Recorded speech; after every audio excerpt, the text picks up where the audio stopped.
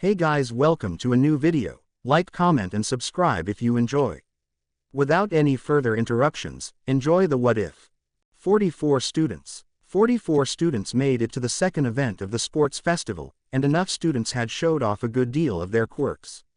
Apparently, originally the school was going to do a cavalry battle to show off a student's teamwork.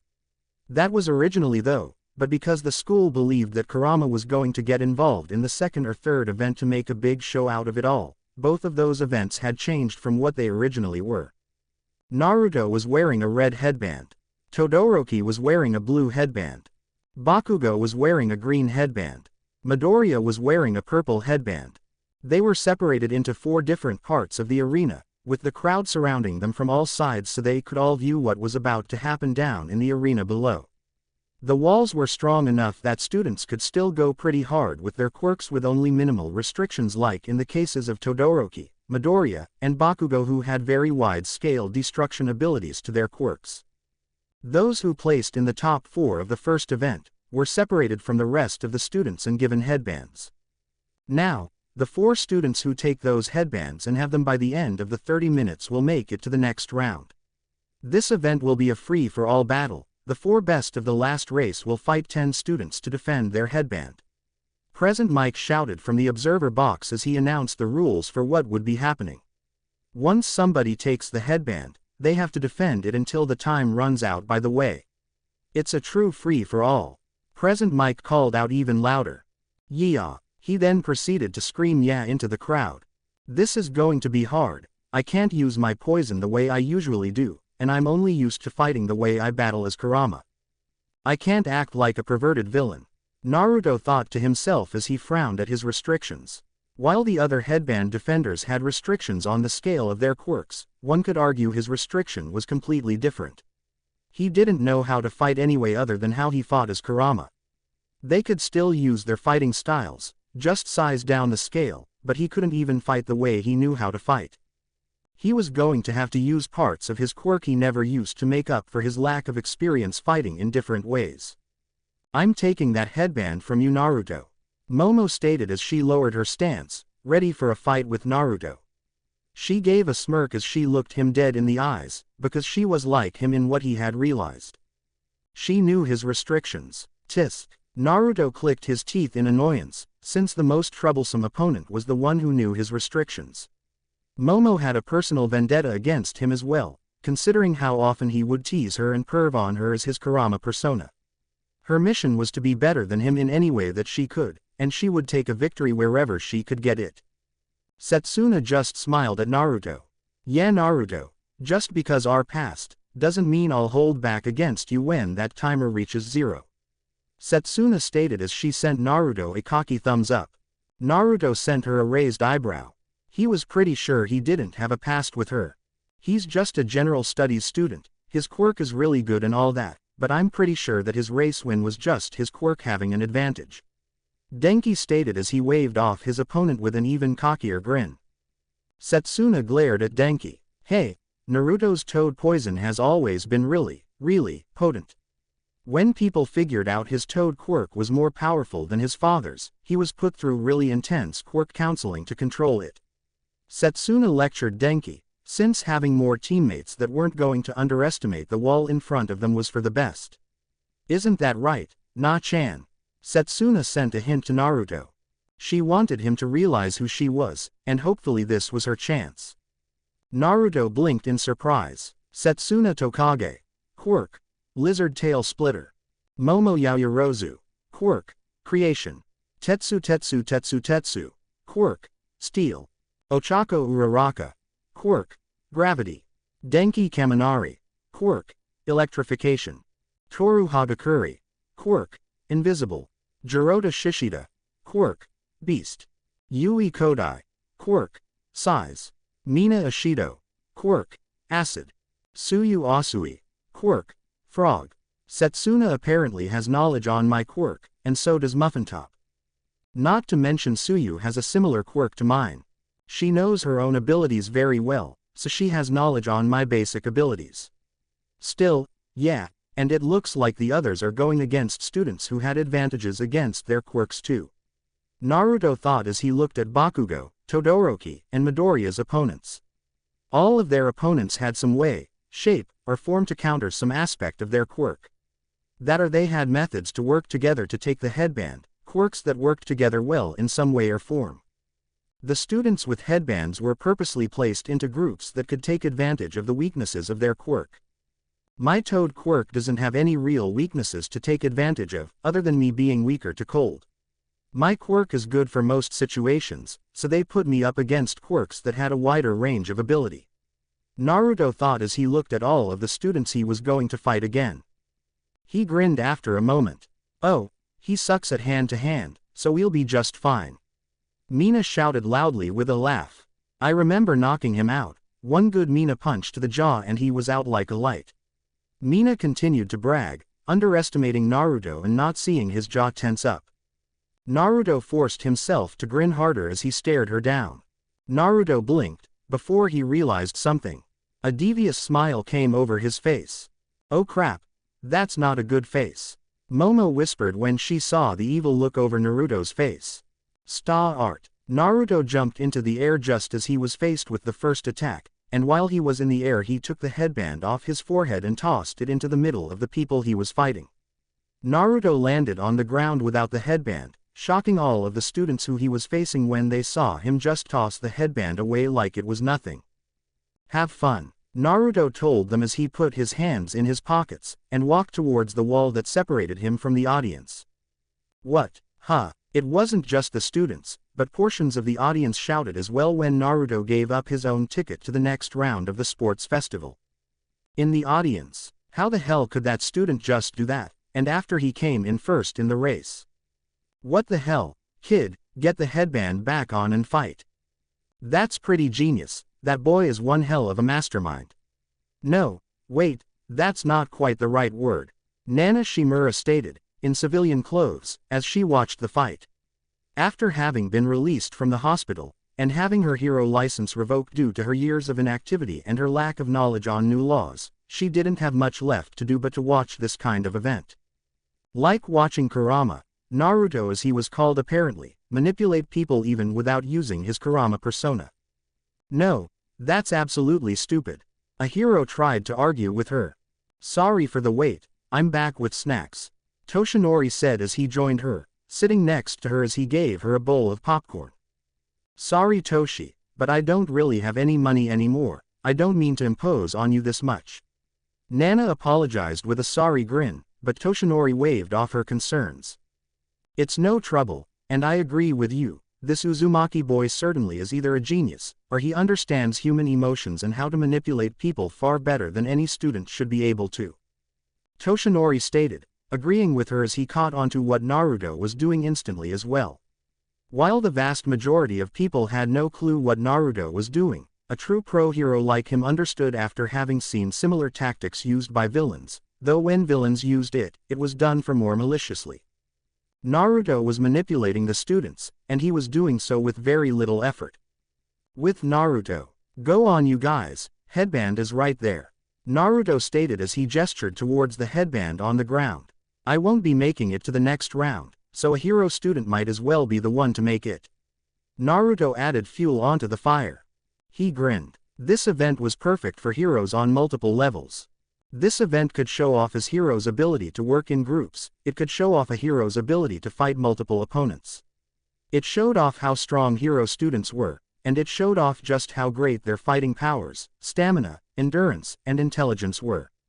Naruto watched as Tetsutsu, who the headband landed next to, picked it up. The other students went after him instantly. -27 minutes later. Ha, ha, this is mine, none of you are taking it from me. Momo had the headband in her grip as she held a shield in one hand, and a stun grenade in the other hand. Her body had lost a few pounds, and she didn't have the fat on her to create any more items other than what she was currently holding. She would need to play defense until the timer was up, which it would be up in less than 20 seconds. She was exhausted. The other students were exhausted too. The second any one of them had the headband, all of the others would fight them to take it. They were all sweating, and in some cases, flat out unable to use their quirk anymore if they tried. Almost 30 minutes of non-stop fighting was rough, even on trained students, even more so when you had a chaotic free-for-all. Momo grinned. She might not have beaten Naruto like she wanted, but this was still a victory to her. She was still the winner overall, and she could pull this out over Naruto in how she passed something he failed in. "Hey, how's it going?" Naruto stated as he walked up to her. How is he not sweating? How is he not exhausted? Surely his time as Kurama trained his stamina, but after all this fighting even he would be exhausted. Momo's exhausted mind thought as she raised up her shield to defend herself. Naruto pulled his fist back, and he slammed his knuckles into the steel of her shield at nearly full force. Momo shouted as the vibrations traveled through the shield, and it was knocked clear out of her hand. Naruto stepped forward, and with one smooth motion he pulled the headband from her hand. She prepared to throw the stun grenade, but Naruto put his palm up against her forehead and pushed her down to the ground. "Guess you lose again. Don't worry, you fought really hard for me." Naruto taunted her as he wrapped the headband around his forehead. Time out. The winners for this round are Naruto Uzumaki, Katsuki Bakugo, Izuku Midoriya, and Fumikage Tokiyami. Bakugo never once had the headband stolen from him, while Todoroki lost his headband 21 minutes in when he could no longer handle the coldness of his quirk. Midoriya lost his headband in the first 3 minutes, but reclaimed it in the last 3, and finally Uzumaki lost his in the first second and reclaimed it in the last 5 seconds. Momo's jaw dropped. How? In the audience. This guy, he realized that the second anyone got the headband, they would become the target. Yes, all of his opponents were picked to counter him, but they isn't to say their teamwork would last the second he lost the headband. This was never a fight to beat Naruto, this was a fight for the headband. Nana explained to the heroes listening to her, as she went over Naruto's tactics. Toshinori nodded, impressed. He realized that, as his opponents were teenagers. No, as they were human, the second he was no longer the enemy, any semblance of teamwork would be destroyed when tossed the headband on the ground. Any planning they might have thought of would be thrown out of their minds. Everyone wanted to show off and look good for the cameras, but while his opponents wasted their stamina, Naruto was more than happy to sit back and wait. Toshinori explained it even further. His words started to spread as the heroes started to talk to each other. "Well fuck, that's super impressive then. That kid doesn't just have a flair for the camera that he showed in the race, but he's great at manipulating people. He got a hell of a mind for combat. Really, no fooling. I thought he was just being lazy, or he was afraid to fight so many people, but looking at his face I really can't see him as anything but damn scary for a student. How the hell is this kid not in the hero course? You guys don't even realize it, but look at Midoriya, Bakugo, and Tokiyami. They are all exhausted from fighting. If the next event is a fighting event, then even though the next event doesn't start for another 3 hours, they still used a lot of stamina." Toshinori explained with serious respect in his voice for a boy that showed so much great promise as a hero, but just didn't seem to want to apply it to becoming a hero. Nana giggled to herself. It's a good thing he isn't an evil villain then. Nana stated with a small laugh. She would keep Naruto's identity as Kurama a secret. After all, she said he wasn't an evil villain. She said nothing about him being a villain. Izuku Midoriya vs. Tamaki Amaijiki. Katsuki Bakugo vs. Najire Hado. Fumikage Tokiyami vs. Forfeited. Naruto Uzumaki vs. Mirio Tagata. So, unlike other sports festivals, because of the charity prize this year, they will be having students from multiple years going at it with each other. Of course, the big 3 of the 3rd years all made it to the 3rd event, and lucky Tokiyami, his opponent, forfeited. Naruto thought to himself as he looked at the TV that was playing in the room he was relaxing in. While the school was doing a ton of fun student events, many events that weren't part of the actual challenges, he was taking this time to try and relax enough to replenish his lost resources. Great, just great. Mirio Tagata, the strongest student at Ua Academy. Naruto knew about the guy. Mirio was a student who was considered to be the top candidate for the #1 hero spot when All Might eventually retired. He was believed by quite a few to be stronger than the vast majority of pro heroes, being a mere student on par with heroes like Endeavor when it came to battle powers. Izuku and Bakugo were going to lose. The UA Big Three were flat out considered to be above the level of most pro heroes, and were all considered to be able to become top pro heroes when they graduated. To say his fellow first years were going to be outclassed and outmatched was an understatement. Of course, I have an advantage. Mirio's quirk is permeation, it lets him pass through solid objects. I've seen his fighting style firsthand when I took down Sir Night-Eye, and I know how his quirk works in combat. Naruto thought to himself as he looked at the TV screen some more, with his brow furrowing. He had defeated Mirio as Kurama, but that was because the two had quirk aspects that negated each other. When he fought Mirio and took his part of his costume, he learned that when he fought Mirio that his spatial awareness had been the greatest strength against Mirio's permeation. Knowing the exact moment that Mirio was going to attack, and dodging at the last second thanks to instinct, had been extremely important. Nervous Kurama, not really Muffin Top, I already know how my opponent fights and how I can beat him. I just need to use my secret weapon against him. Naruto grinned when Momo opened the door and greeted him. Her using his villain name showed that she had come alone, and she came in a cheerleader outfit. Naruto questioned it with his eyes. We were tricked by Kaminari and Mineta to wear these. Secret weapon. You can't use your poison without revealing your fighting style to be the same as Kurama's fighting style. Momo pointed out as she sat next to Naruto, and she passed him a can of soda. Here, figured you were thirsty. Momo was calm and collected, but she had to admit she was a little curious. Naruto poked her arm. Use your quirk, Naruto told her, and she shrugged and raised her arm up. Nothing. Toad poison can't negate quirks. My mother's quirk let her create chains that could negate quirks. While my father's quirk was toad, a little bit of my mother's quirk mixed into it. I can produce any poison a toad can produce. Of course, it doesn't work great on mutation-type quirks, just emitter and transformation-type quirks. Naruto mentioned as he showed the tip of his finger didn't contain his usual white poison, but had a golden-yellow poison mixed into the usual white poison. By using a super weak poison, and mixing it with the quirk-negating properties I can stop others from using their quirks. If I mixed it with a strong poison, it might be possible for me to completely destroy somebody's ability to use their quirk. Naruto mentioned as he shook his finger to get the poison off. Momo was a little surprised. You just told me something amazing. Yeah, and you're wondering why I don't use it more often now. It's because I can't use it a lot, I'm affected by it too to some degree. For the next few minutes, I won't be able to make any poison at all. Naruto mentioned as he touched Momo's face, and nothing happened to her at all. Naruto poked her a few more times, and she moved her face to avoid getting poked.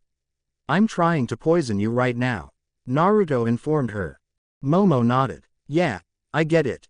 So, this really isn't an ability you can use a lot. It's the strongest part of your quirk, but it has the biggest weakness to it. Momo realized why he had never used it against the heroes before. When fighting heroes, you never knew when you were going to be fighting another hero. For Naruto, who used that very poison to defeat countless heroes, not having access to his usual poison would be a crippling handicap for him.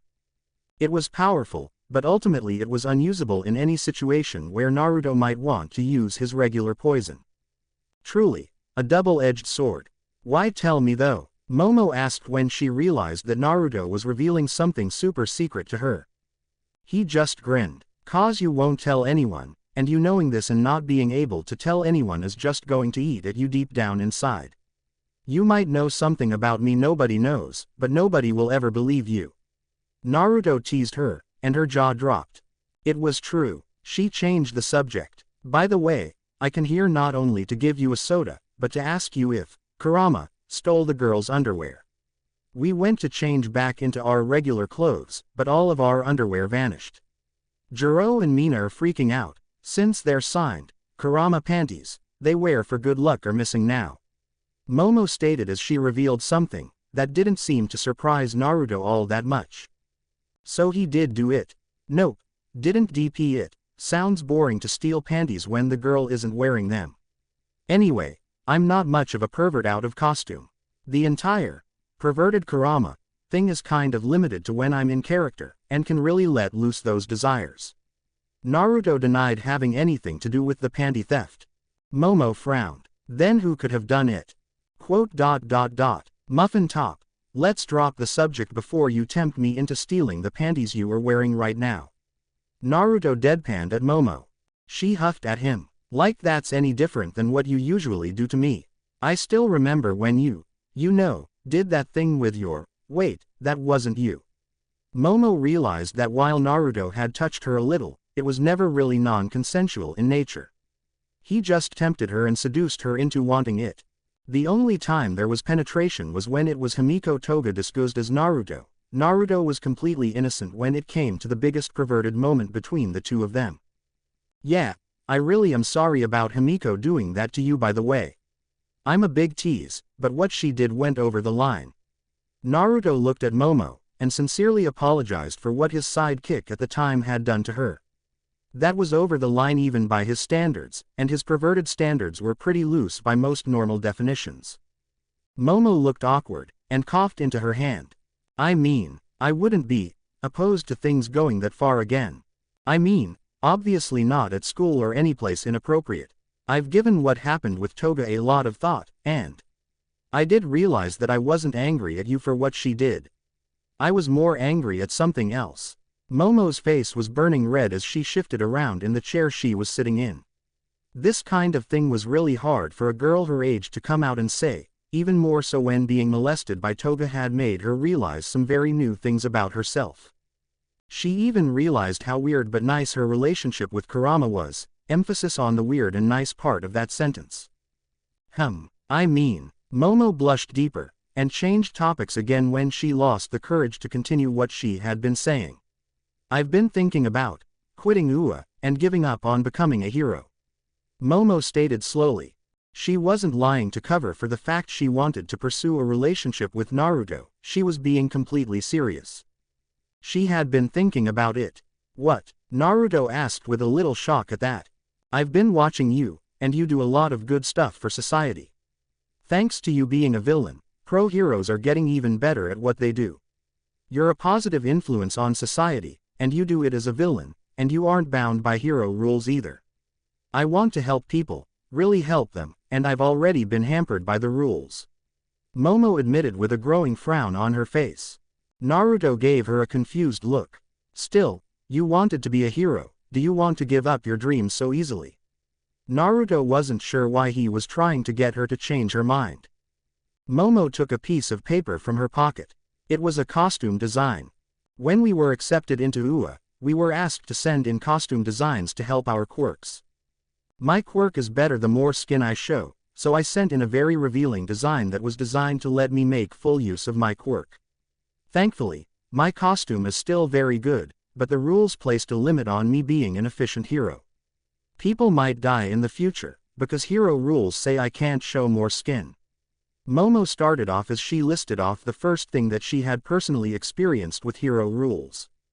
She had commented on her hero costume to the other girls when they first got their uniforms, how she had wanted something more revealing. You're not wrong. Naruto frowned when he saw a girl tearing down her own dreams. Not only that, but my quirk lets me create anything so long as it is non-living. I can make poisons, antidotes, medicine, and a lot of things to help people fight villains and just save lives. But because heroes aren't classed as doctors, I'm not allowed to give people certain medications that will help them. Momo was getting slightly more confident. Momo looked at Naruto. Still, this is your dream, and you're giving up on it. Naruto argued against her, but he could still understand her. She wasn't wrong about this either. You killed a man, and saved thousands of the lives that the man had absorbed. Yeah, you're a villain, but the only time you've ever done something truly evil, thousands of lives were saved. I talked to one of Yamato no Orochi's victims in the hospital. They spent every second inside of that man, being mentally and physically tortured. You saved thousands from what is a living hell. Momo felt sickened by the thought of what happened to those people. A hero would have captured Orochimaru and put him back in a prison to hold him, but by doing that thousands of people would continue to suffer for a long, long time. Naruto had done the right thing. You want to become a villain? Naruto asked her when he realized what she was getting at. I want to help people, I want to people able to really help them without being forced to obey rules that make it harder. I want to help heroes get stronger like you. I want to save lives without needing to worry about rules and regulations like you do. Watching you as a villain, seeing the number one villain be a shining example of good, you're amazing. I want to be like you. I want to be better than you. Momo said with a smile growing on her face. Naruto smiled a little. She was being honest with him. He could see it in her eyes. That, you are a pillar of strength, you're a symbol of freedom, and you've helped me personally become a more confident person. When I was scared and frightened, you as a villain, helped me a hero. No other villain would do that. I want to be like you. I want to be with you. Momo stood up and turned to Naruto, grabbing his shoulders as she moved to sit in his lap. She looked at him from an advantageous position without letting go of his shoulders. Naruto, that all being said, I have something very important to request of you, if you want to listen of course. Momo's voice lowered a little into little more than a whisper. Naruto nodded his head. Sure. Naruto, will you take me as your partner in crime? Will you teach me how to become a villain who can really help people? Momo's tone was begging in nature. She wanted to be a hero. She wanted to be better than Naruto too. She had been putting a lot of thought into though. Late at night she stayed up because of the thoughts she had been having. She wanted to be a real hero like Naruto. Momo, Hey guys, I just wanted to stop by and say I look forward to oh my god, YAOMOMO and Naruto are fucking. Mina screamed as she jumped back in shock. She saw the compromising position, saw Momo on top, and saw the way Momo was looking at Naruto, and instantly made an assumption. I've got to tell Toru, she totally called that you were crushing hard on Naruto with how you look at him in the lunch room. Mina turned and got ready to run away. Momo jumped off of Naruto. Wait Ashido, it's not what you think. Momo started to run after Mina, but she was stopped when Naruto grabbed her hand. The answer is yes. Momo smiled brightly at Naruto, eyes sparkling with excitement when she got the answer she had been so nervous for. She turned around and rushed towards Naruto, grabbing him and wrapping her arms around him tightly. That was the day that Kurama got his partner. Wow, this year's first years really are something else. That boy Midoriya really challenged Tamaki, and the kid Bakugo even won his match with Nejire. You're Naruto Uzumaki, the boy that Midnight adopted, right? Naruto was face to face with Mirio, the hero Lemillion and student of Sir Night-Eye, and the student who was stronger than most of the top 10 of the heroes. It was flat out stated that this boy had the greatest chance of becoming the number 1 hero, even more so than the number 2 hero Endeavor. Naruto smiled. Yeah, and you're Lemillion. We've got a couple of seconds until the match starts. So, my quirk is Toad. I can do anything a toad can do and more thanks to a mutation my quirk has thanks to my mother. Naruto extended his hand towards Mirio with a grin on his face. Mirio took his hand. Ah, so we're playing on a fair field then. If you'll tell me what your quirk is, I will do the same to make sure we fight fairly. My quirk is permeation. The thing about popular heroes is that their quirks are public news. You can make parts of your body intangible. You've got a really weak quirk. I'm impressed you've come as far as you've come with it. Naruto stated with a happy smile. There was no tension between them. Mirio smiled. Wow, most people call my quirk unfair after knowing me. You're the first to call it. Start. Mirio had a kick from Naruto slip through the side of his head, because the instant the fight started Naruto stopped smiling and Mirio became more serious as well. The kick would have crushed a regular person's skull. He's attacking with an almost lethal force. Mirio thought as he started to throw a punch at Naruto, and Naruto raised his hand to block it. The fist phased through Naruto's block, and the second he went through Naruto's guard, Naruto opened his mouth. The second his fist would have touched Naruto, Naruto's tongue shot out of his mouth and darted like a bullet at Mirio's fist. Mirio was forced to make his fist intangible once more as it phased through Naruto's tongue and his stomach. Naruto kicked off the ground and landed a couple of feet away. Mirio pressed his advantage to end the match as quickly as he could, and he ran at Naruto ready to use his quirk the second that he needed to. Naruto jumped 30 feet in the air before he could reach him, higher than Mirio could hope to jump on his own. Mirio seemed to appear behind Naruto anyway, with his fist already a foot away from Naruto's head and quickly approaching. Naruto was gone the next second as he went flying to the ground before Mirio's fist could touch him. Naruto's tongue was stuck to the ground, and acted like a grappling hook that allowed him to rip himself out of the air before any attack could land. With a quick twist of his neck, while Mirio was still in the air, Naruto shot his tongue once more at Mirio like a bullet. It will phase through him, and he will land on the ground, Naruto thought with a sly smile on his lips. Mirio smiled as well. I will phase through his tongue and land on the ground. I'll phase through and pop up. Mirio phased through Naruto's tongue and dropped towards the ground. The second he touched the ground, his entire body phased through it with his clothes being left behind on the ground. He appeared out of the ground in front of Naruto, looking at Naruto expecting Naruto be turned around. Naruto was still facing him. In front of me as he expects me to predict him to appear behind me. Naruto thought as he had his fist extended through Mirio's chest. Mirio had turned his quirk on at the last second, the very last second as a slightly surprised smile overcame his features. He looked at Naruto's challenging grin as Naruto's tongue darted back into his mouth. A shadow was quickly approaching him from behind, and he saw a large chunk of rock had been ripped out of the ground by Naruto's tongue earlier. I see, he didn't predict I would appear behind him. He manipulated me so that I would assume he would predict me, and forced me to play by his rules. This guy. Mirio started to sink through the ground again as his view of Naruto left him. He popped up out of the ground behind Naruto, unable to change his direction to go anywhere else. He glanced and saw that Naruto had jumped up, and the rock was still flying at him. He jumped and rolled to the side, dodging the rock physically instead of using his quirk. The rock shattered part of the arena floor, and Mirio looked and saw Naruto land on the ground with his back facing him. The crowd was silent. Is just as amazing as before, Naruto thought as he flexed his fingers. They had opposite fighting styles down to their very core. Naruto manipulated his opponents into acting ways he wanted them to act. Naruto looked at his opponents, learned how they fought, and then used that knowledge to trick his opponents into fighting a certain way against him. He was a mental predator who preyed on the mental weaknesses of his opponents, and used his own unpredictability against his opponents to make them put more thought into their own actions. Mirio didn't manipulate at all, he reacted and predicted what his opponents would do. Then he would make a thought-out plan on how to deal with his predictions, using his quirk to make surprise attacks and his superior physical strength to take down most enemies with the first blow. Naruto's advanced spatial awareness meant that Mirio's surprise attacks were useless. Mirio's permeation meant that Naruto's attacks weren't going to hit normally. You're amazing, Naruto and Mirio stated as they looked at each other with visible respect in their eyes. Blue eyes looked into blue eyes. In the audience.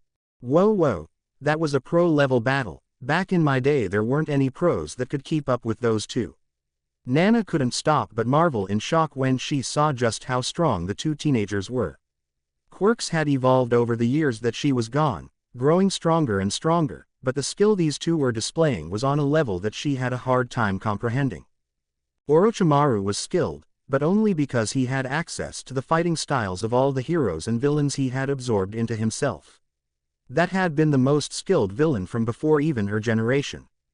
So this is Lemillion, Night Eye's student. He's incredibly strong. Toshinori thought to himself as he observed the battle. Still, his opponent was no less amazing. What did we just watch? In less than a minute, these two students have shown off some serious skill. Now it looks like they have taken a moment to think up their plans. Present Mike's voice shouted through the arena. On the stage, you are a general studies student, right? Mirio asked with some confusion. Last round, you won your match by simply stealing your headband back from the other students at the last second. Mirio stated, since he had seen that event happen on a playback of it. His opponent had done nothing last event. Naruto smiled. I just didn't want to waste my stamina or show off my skills. Also, put some pants on, dude, your cock is hanging out. Naruto pointed out to Mirio, the man covering his dick with one of his hands to make sure it wasn't visible to everyone. He had been very thoughtful about that, but Mirio just rubbed the back of his head awkwardly. Naruto shrugged. Sorry, it happens. How did you figure out where I was going to pop up? You can go through things, but you were still affected by gravity. It made me think that when you go underground, and go tangible again. The way your body is positioned affects where you come back up. So you plan out your body's position as you go underground, and with very little ways to maneuver underground, I can guess within a 2-meter range where you will come up. Naruto stated as he crouched down and touched all of his fingers to the ground. He and Mirio were sizing each other up. One hit. I might be intangible, but to me, you seem like the untouchable one so far. You've already stopped 15 of my attacks. Mirio stated as he took up a fighting stance again, shoulders tensed up as he was forced to admit. Naruto grinned. You didn't throw that many attacks. That's right, you stopped me before I could try. Some toads have an extremely strong poison, and I noticed that some parts of your body had a little poison on them. Whenever I was in a position to attack you, I noticed attacking you would have meant getting poisoned. You stopped me from throwing a punch before I could attack at all. I count that, Mirio stated, and Naruto's tongue dropped out of his mouth a little and touched against the ground. Then you better dodge this. Toad Explosion Parade. Naruto took a massive breath and his entire body buffed up in less than a second. His body buffing up ripped most of his clothes to shreds, and the poison coating his body went flying off of him in all directions. Mirio phased through the ground right as the poison was about to touch him, and he popped up out of the ground as Naruto's body debuffed itself back to normal size. Naruto coated his skin with poison again.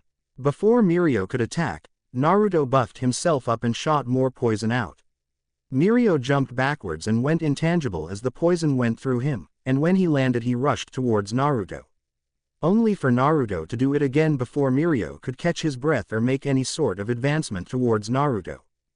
Naruto's body kept exploding in size and decreasing, poison constantly scattering in the air around him as Mirio was forced to constantly go intangible across his entire body in order to dodge it. I can't breath. He figured out one of the weaknesses of my quirk. He's giving me a choice, either stay tangible long enough to breath, or dodge his omnidirection poison. I can either breath and get hit, or pass out from lack of oxygen. Mirio thought with a twinkle in his eye. Naruto had figured out that if everything passed through his body, that meant he was unable to breath as well. When he used his quirk over his entire body, it meant him being unable to take in any more oxygen, and all the oxygen in his body left his lungs as well. His body could only go so long with no oxygen, and no time to process what little oxygen it was getting. Will you pass out first, or will I run out of poison? Let's see how long we can last. Naruto stated as Mirio's cheeks started to turn pale as he touched the ground, only to jump into the air and turn intangible as the second sprinkle of poison approached him. It's only my weakest poison, but as long as he thinks it's strong poison he'll keep dodging it. Naruto thought with a grin as he took his next breath. Mirio was already starting to feel the effects of the strategy, and he looked around for anything he could take cover behind. His eyes widened when he saw his only chance. He repositioned his body and phased through the ground right before the next wave of poison could hit him. Mirio reappeared behind the rock that Naruto had thrown into the stage earlier, large enough for him to hide away from the poison and take the breath that his body so desperately needed. Crunch. Mirio took a hit to the chin the second he opened his mouth to take a breath, and Naruto's tongue shot out of the ground and slammed into his chin with enough force to smash Mirio's skull into the rock he was hiding behind. With a loud crunch, the rock cracked under the force of the hit, and Mirio collapsed on the ground. Naruto shrank his body down and stood up, his tongue coming out of the hole in the ground it had made. Earlier, I threw that rock with my tongue knowing it had zero chance of hitting you. You see, the weakness behind Toad Explosion Parade is that the poison I use for it is so weak it would only sting a little. I figured out the weakness of your quirk the second you used it to phase through the ground. Naruto stated as he started to walk towards Mirio. Mirio couldn't move, he physically couldn't move his body, and his head felt like it was spinning as he was finally starting to get his breath back. You're super smart and strong, but you're human and you need to breath. You dodged and dodged my attacks, all while trying to think of a way to get away to breath.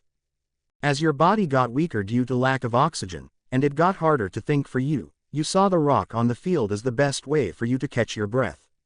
I threw that rock, knowing eventually you would hide behind it to breath, so while you were dodging, my tongue was underground digging a hole to attack you with the second you took that breath. Naruto stated as he leaned down and looked at Mirio in the eyes. Mirio's eyes were glazed and unfocused, his body still suffering from a severe lack of oxygen, but it was quickly recovering as he was able to breathe normally again. You, So while your body was oxygen deprived and weak, I knew there would be a split second where your guard would be completely down. The very second you took the breath that would keep you alive, you would be completely defenseless to my attack. You're super durable, so this rock served as a good way to make sure I hit you hard enough. You won't be able to move for a while, I shook your brain. Naruto stated as he knocked his fist up against the rock, and a grin overcame his face as he extended his hand down towards Mirio's forehead. He bumped his fist up against it. You're so cool, dude, this was my loss. I can accept that I lost to somebody like you, and next time, I'll be the one to land the winning hit. Mirio grinned as he regained his ability to speak. Mirio, who could phase through all Naruto's attacks. Naruto, who could dodge all Mirio's attacks. Mirio predicted his opponents. Naruto manipulated his opponents. Their fighting styles were both similar and completely opposite. Hey, Naruto laughed a little, ha ha ha. Mirio laughed as well, and the two of them ignored the crowd going wild after it had been silent for so long. By the way, since we're both naked right now, I would prefer to keep this conversation kind of short so I can go get dressed. I kind of made my clothes explode off my body to beat you. Right, they were both naked. On national TV, Bakugo was currently fighting off against the third-year student Tamaki. Of course, people were a lot less pumped for that fight considering how a general studies student had defeated a practically pro hero who had the strength and skill to be considered the next person to inherit the title of #1 hero. That fact alone made any fight after that far less impressive to watch alone. Wow, I've got to admit that I didn't think you could fight without using your usual ways to win. Momo stated as she walked towards a mostly naked Naruto. He had a towel around his waist, with a change of clothes in her hands. She had created them herself with her quirk when he sent her a text message that he was in the changing rooms. Her cheeks were a little red at his nudity, but not as red as his were. After all, he had been naked not only on national television, but also the internet since a lot of streams went out online as well. While the television could be censored using real-time censor software, the internet was far harder to censor with ease. Grr. Angry, Momo asked as she put the clothes down on the table. I didn't know what kind of underwear you preferred, so I made boxers and briefs. Looks like Bakugo is doing really well, Momo stated when she looked at the TV setup in the changing room, and saw how well Bakugo was doing. Sunniator is stronger than most pro heroes, the same with Nejire-chan. Bakugo's explosion quirk has a close combat advantage in tight quarters over Nejire, and she's not innately violent. Among the big three, she's stronger than some pro heroes, but a good hit will take her out. Tamaki, Sunniator, is stronger than her but Bakugo is going to win despite being weaker. Naruto stated as he started to get dressed. Momo looked at him. What makes you still naked? What makes you say that? Momo quickly turned around when she realized that she should stay turned around until Naruto told her otherwise. Bakugo was the most talented fighter in their class, other than maybe Todoroki, and while Todoroki was stronger than a few pro heroes, neither of them were strong enough to be directly compared to the big three on skill. Tamaki beat Midoriya, and Midoriya has the most firepower of any of the students in our class, even if he hurts himself. Momo couldn't see how Naruto was getting that outcome. Naruto looked at the screen and saw Tamaki struggling against Bakugo. I've gone against Tamaki before, and his quirk is impressive. He could never beat Bakugo though as he is. He just isn't able to handle people with personalities like Bakugo, and while he is powerful enough to win, Bakugo is skilled enough to avoid his attacks long enough for Tamaki to lose confidence. Naruto already knew how the outcome was going to go. Bakugo beat Nejire simply because of how his quirk had a serious advantage over her own in close combat, and how he himself was a far more furious fighter. Bakugo was going to beat Tamaki because Tamaki would not be able to handle Bakugo's vile personality. Give up. I surrender. Whoa, you called it. Momo watched as Bakugo got Tamaki pinned to the ground and threatened him.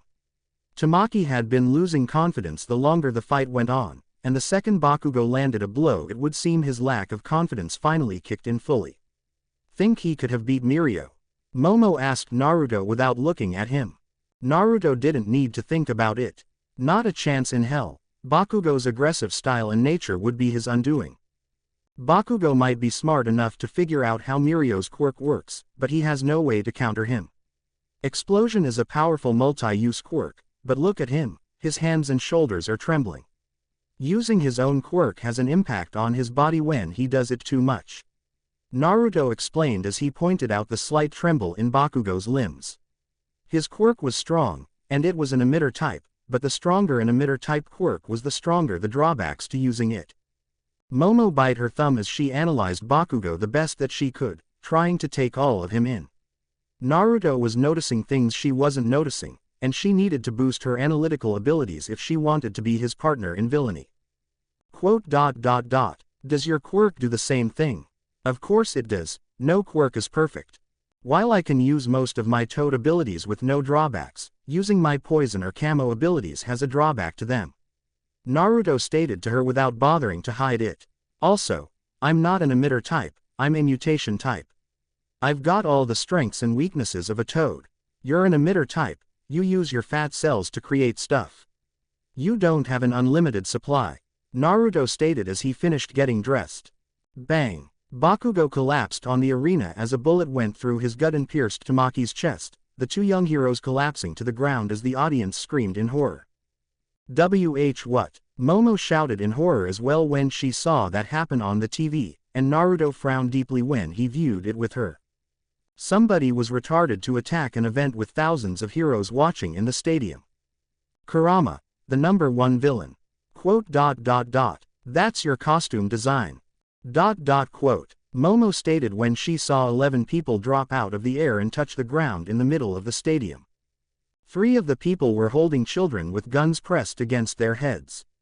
They were wearing costumes that could be described as similar to Naruto's villain costume, but not an inch of their skin was visible.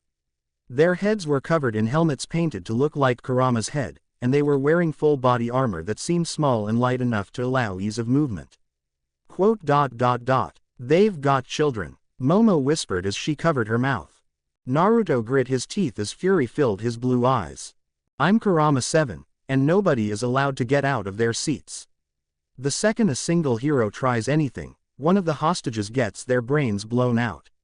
A male in costume called out as one of the females put a gun closer to the child's head.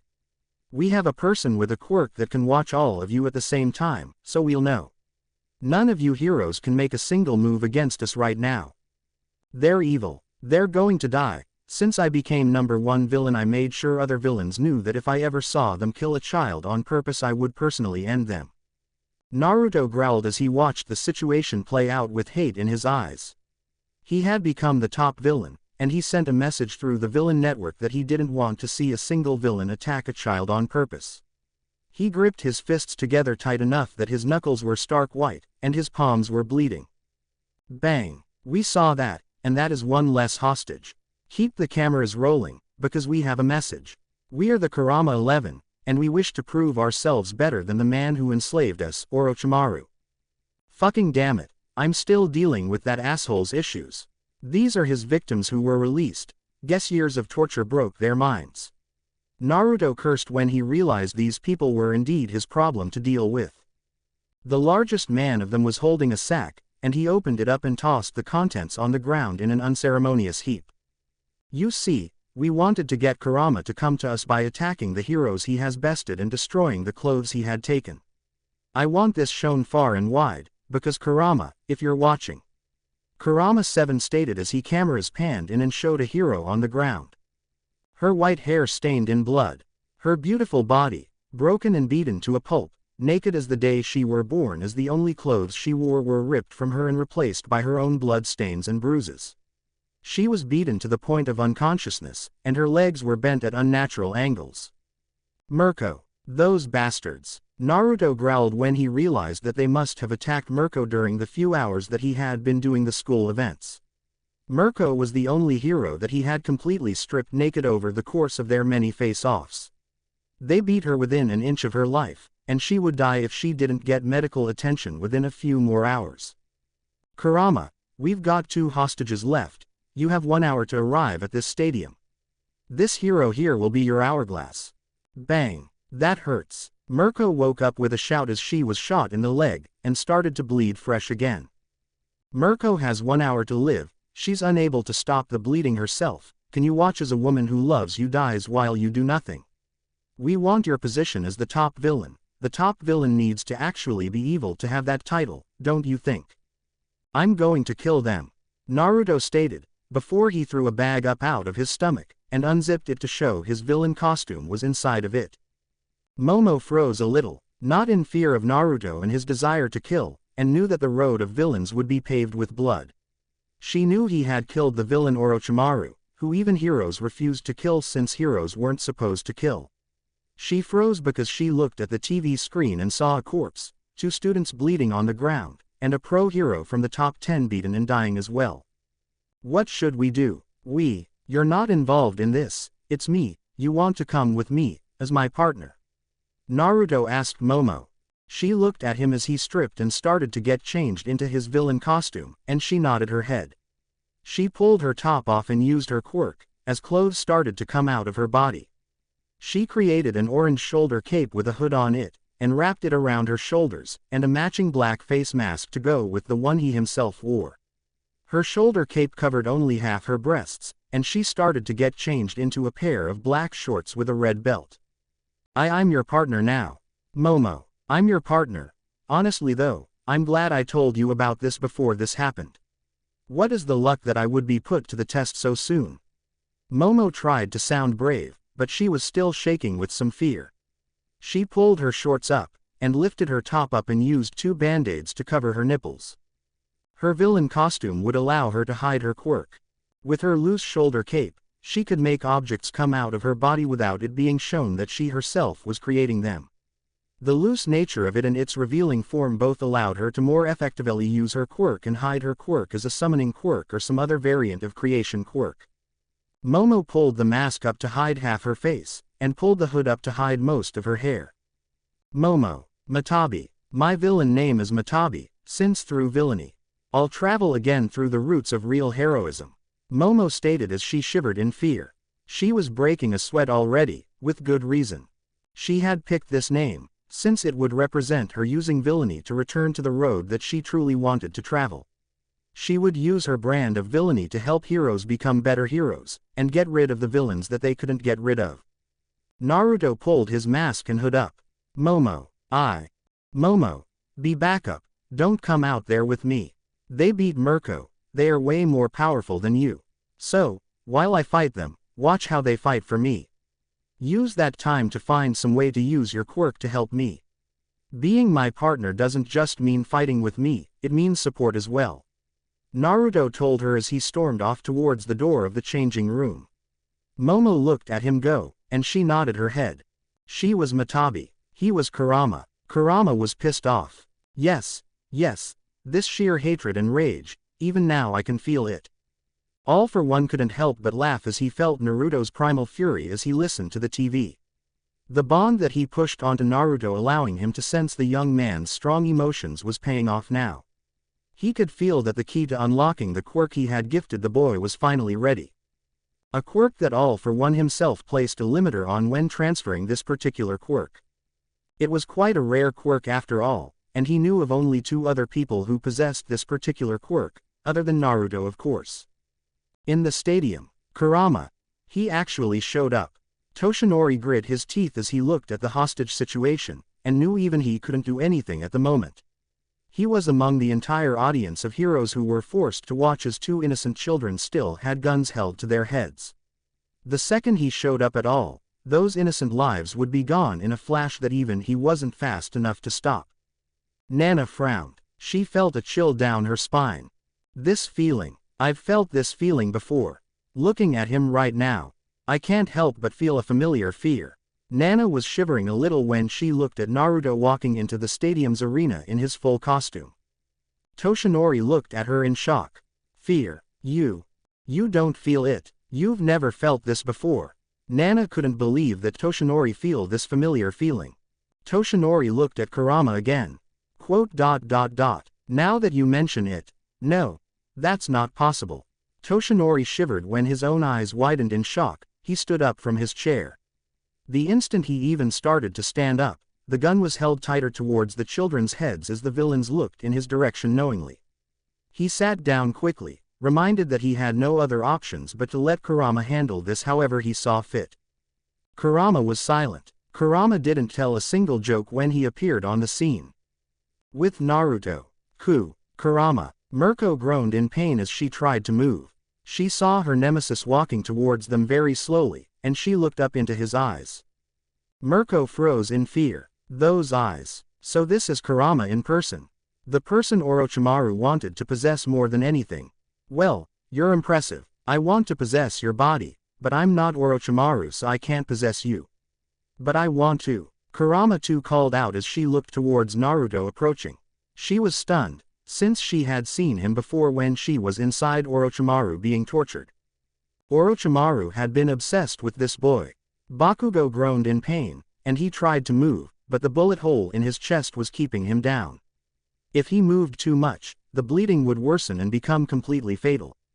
Still, the rage inside of him demanded that he hurt the ones who shot him. Kurama. Why the hell? Bakugo stopped when he saw the approaching villain. Bakugo started to tremble the second he saw those eyes. 10, 9, 8, 7. Kurama was counting. Is that some sort of threat? Kurama 4 stated as he glanced around for any of Kurama's usual tricks that he would play against heroes. Kurama 4 died. Naruto moved the second he said 6 and his feet both kicked Kurama 4 in the chest, and both Naruto and Kurama 4 went flying together as the children Kurama 4 was holding was free from his clutches. Kurama 4 hit the wall as his body armor inverted on himself, his chest crushed inward as all of his internal organs were destroyed by either the double kick, or hitting the concrete wall. Quote. 5, 4, 3. Naruto stood up and turned around, and he started to walk towards the remaining members of the Kurama 11, now the Kurama 10. Expansion. Human bowling ball. A member of the Kurama 10 didn't like that their teammate was murdered so casually. His entire body expanded greatly as he formed a ball, and started to speed towards Naruto with intent to flatten and kill. Kurama 8 died. The second he got close, Naruto dodged to the left and aimed a well-timed punch at the top of his helmet. The punch sank true, and the top of his helmet caved into his skull. His body shrank in size, back to normal, and rolled across the ground some more as Naruto continued to walk towards the rest. 2. Release the child. Kurama 7 stated as he gave the order quickly, realizing why their now confirmed enemy was counting down. Naruto stepped next to the child. This child was an orphan. She was adopted 6 months ago to this date. She loved picking flowers and pulling the petals off. She dreamed of traveling to Spain, and meeting a really cute boy there one day.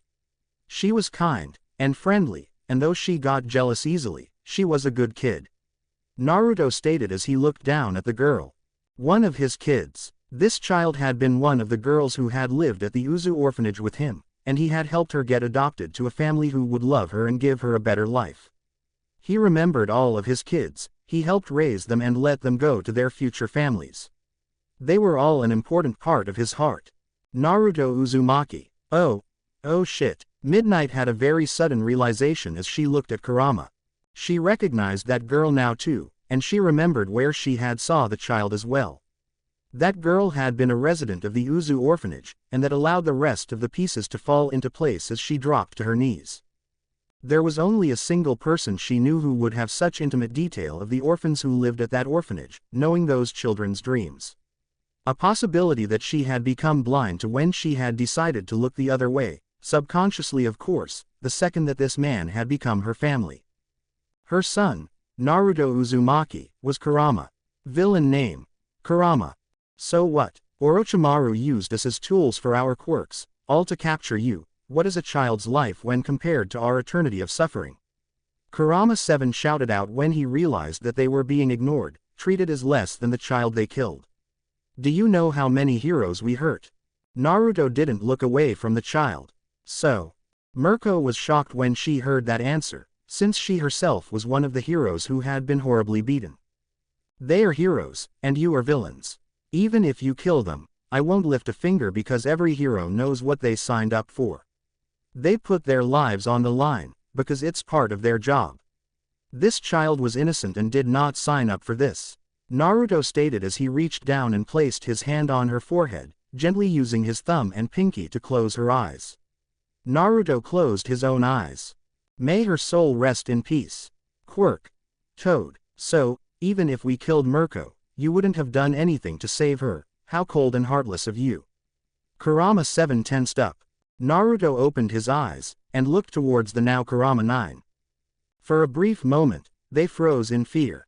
Mirko was silent. I wouldn't save the hero Mirko even if you were about to kill her. She's a hero who signed up for this life. I would still save her, but not because she's a hero I respect, but because she is important to me personally. Naruto admitted without fear, and he didn't even glance at Mirko. This wasn't about her. Mirko was not the focus of his attention. Naruto raised his hand up. A spiraling sphere appeared above his hand, appearing yellow in color and perfectly round in shape. It was a sphere filled with uncountable moving spirals that got denser the closer to the center it got. That girl's name was Supin, and her quirk was Rasengan. This was her quirk. I'm going to use this power to make sure that you never hurt another person again. Other quirk. All for one. No hero had ever seen Kurama throw a punch. No civilian had ever seen Kurama attack a single person. Kurama was the top villain, the villain who nobody could picture without imagining him smiling as he teased heroes while stealing their clothes. Kurama was the most skilled villain the world had ever seen, using his poison quirk in a single touch to disable anyone who threw an attack at him, all without having to ever throw a single attack himself. All of Japan knew of Kurama. The Kurama had taken down the top 10 heroes all at the same time. The most skilled villain, the most unpredictable villain, the happiest villain, the uncatchable villain, the unstoppable villain, the villain who always had a smile in his eyes. I'm shaking. Toshinori, All Might himself, felt the same fear he felt when he came face to face with All for One the first time. He wasn't even standing. The sheer cold fury that radiated off the young man who had yet to take a single step since he had murdered two of the villains who had made him angry. Kurama was the top villain, and he was angry. Kurama was the most skilled villain, and he was seeking blood. Kurama was the most unpredictable villain, and he going on the offense. Kurama was the happiest villain, and he was in a cold fury. Kurama was an unstoppable, uncatchable, unpredictable villain who had bested each and every hero he had ever come in contact with. Using only a single quirk, Kurama had done what no other villain had ever managed to do and take down the top 10 and All Might himself several times. Kurama was a happy villain who didn't hurt anyone, so nobody really felt how terrifying he was. The world was now seeing just how horrifying such a villain truly was. Kurama with one quirk became the top villain. You're next. To the world, Kurama said those words before he rushed into action and went headlong into the enemy as they pointed their guns or got their quirks ready. He's going after all of you, Naruto stated as he cut off the woman who spoke by flicking some of his poison into the eye holes of the helmet she was wearing. He passed by her as she collapsed on the ground, twitching and convulsing in agony. By the time Naruto got in front of the next enemy as they all finished preparing their quirks and weapons, it was already too late. Naruto blasted the person in front of him in the chest, sending him flying across the stadium and into the wall with a large indent in the center of his torso. Naruto's foot lightly touched the ground, before he jumped backwards as gunfire shot where he had been standing. Mirko was shaking. This entire time, I've never fought him. Mirko came to the realization as a strange thought occurred to her. She was terrified. The Kurama 9 is now the Kurama 7. Kurama could have killed her whenever he wanted to, at any point since she started to chase after him. Every single day she chased him was a day that she could have very well died if her opponent had been the monster that was standing in front of her with his forearm covered in the blood of his enemies. His eyes held not even a speck of kindness in them that she was used to seeing. She saw nothing but a cold rage and the tears that he was shedding over the loss of the child's life. She would never catch him. I'll never attain his level. The gap between us is too large. I haven't gotten stronger in months, and he has so much potential left in him. His strength. Mirko felt a despair deep inside of her when she realized, and she truly hated admitting this to herself, that she would never reach the peak that Naruto was walking up. She couldn't even see the peak of his strength, while her own limits were so very clear to her now. Wait, we're so run. A member of the villainous Kurama 7 started to run away, realizing that begging would do them no good now. Naruto pointed a hand at the man. His eyes were still cold. In a hidden location. You see, I realized something long ago. Because of their genetic immunity to my quirk stealing their quirks, I could never attain the negating chains that Kushina Uzumaki had. The quirk that could negate and destroy any other quirk. Yet, if a child with that blood were to steal her quirk, using a cloned copy of All for One, well, that is another story. In the arena, a single golden chain, Naruto's eyes were so focused, that he just did what felt right and thought about how he didn't want to allow even a single one of these people to escape. The urge to raise his arm felt natural to him, and just as natural as breathing, a long golden chain shot out of his palm towards the escaping member of the Kurama 7. Another quirk. Even when he fought Orochimaru, he only showed one quirk. Our information was way off. A separate member of the Kurama 7 kicked the chain off course before it could skewer the escaping member of their team. What? The chain changed directions and wrapped around him. Crunch. The chain squeezed him tightly, until all of his ribs shattered and inverted into his internal organs. The chain tossed him towards the still running teammate, knocking them to the ground. The chain stabbed into the ground as Naruto himself leaned back and glared death at the martial artist left alive of the Kurama 6. You won't dash the youthful flames. Naruto gently ran his finger underneath the helmet of the Kurama 6 member, and he collapsed on the ground as Naruto created another Rasengan. Just as the golden chain came out of the ground and skewered another member of the Kurama 5 from behind. The Kurama 11 was now the Kurama 4. This wasn't a fight. Naruto. I've never seen his eyes so cold. This was one of his kids. Of course he's going to go on a rampage. If somebody killed Naruto, I would do the same. Nimari thought as she watched her adoptive son slaughter and kill. This was a slaughter, not a fight. The Kurama 11 tried their best to put up a fight, but it would seem the Kurama 11 didn't know the difference between fighting against a hero and a villain. They had only ever fought heroes who they had strategies to beat, heroes who they had watched internet videos of Kurama himself beating. Kurama, the top villain. To the world, Kurama spoke. The Kurama 4 froze in fear, complete fear as the stadium itself had a complete silence go over it. The always happy villain was angry. This goes out to all of Japan, I guess. My name is Kurama, this nation's top villain. I love fun, and teasing heroes for the most part. There are very few things in this world that make me angry, truly angry like I am right now. Kurama's voice was calm. His voice was calm, but the fact that he was radiating with such a strong anger that several people in the audience were starting to throw up in their own mouths, was not something anyone could miss. The heroes in the audience who had personal encounters with Kurama felt the most fear, knowing the true monster that had spared their lives. He's got the potential to be. Nana Shimura, 7th user of One for All, was shaking in her boots as she thought of the darkest outcome. She knew Naruto personally for a while now, and she knew this wasn't like him. He was angry, yet, even in this blind rage that he was in, he was keeping a very calm mind that was letting him think so clearly in battle. He looked towards the cameras, and the sheer hatred in his eyes was the very first thing the cameras caught. The country of Japan tasted fear. The country of Japan looked into Death's eyes. Death stared back. I don't hate heroes, and I don't hate villains who kill heroes either. The second a hero or villain ever kills an innocent child, then you've made me your enemy. This Kurama 11, they've crossed the line, and for that they have paid with their lives. Naruto stated very clearly. Naruto lifted his foot up off the ground, and showed 11 chains coming out of his foot and leading into the ground. 4 chains shot out of the ground behind each member of the now Kurama 4. The chains pierced their hearts, and it pierced the hearts of the already dead members of what was now the Kurama 0. Their corpses were all lifted high into the air, and tossed onto the ground in front of Naruto's feet in a pile. In another location, he's a true hero.